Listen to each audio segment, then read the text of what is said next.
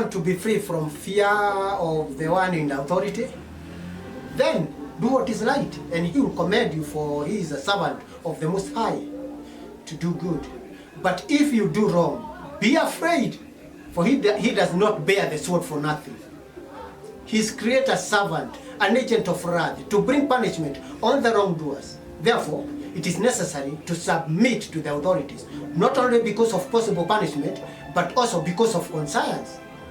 This is why we pay taxes, for the authority are the creator's servants who give their full time to governing. Give everyone what you owe him. If you owe taxes, pay taxes. If revenue, revenue. If respect, then respect. If honor, then honor. Now, here's something else. Give to Caesar what is Caesar's, and to the Creator what is the Creator's. I remind the people to be subject to rulers and authorities, to be obedient to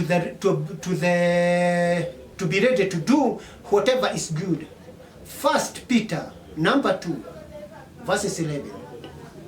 Submit yourself to the Creator, the Creator's sake, to every authority, institute among men, whether to the king, as to the supreme authority, or to the governors, who are sent by him to punish those who do wrong, and to commend those who do right. For it is the Creator's will that by doing good you should silence the ignorant talk of the foolish. Live as free men, but do not use that freedom as a cover-up for evil. Live as servants of the Most High. There's no sportsmanship in this game, brethren and sisters. Brethren, render therefore to Caesar the things that are Caesar's, and to the Creator that are creators. Titus number 3, verse 1. Remind the people to be subject to rulers and authorities, to be obedient to be ready to do what is good.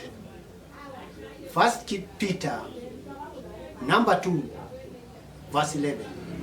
Submit yourself for the Creator's sake, to every authority instituted among men, whether to the king as the supreme authority, or to governors who are sent by him to punish those who do wrong, and to commend those who do right. For it is the Creator's will that by doing so, you should silence the ignorant talk of fools. For it is the Creator's will that by doing good, you should silence the ignorant talk of the foolish. Live as free men, but do not use that freedom as a cover-up for evil.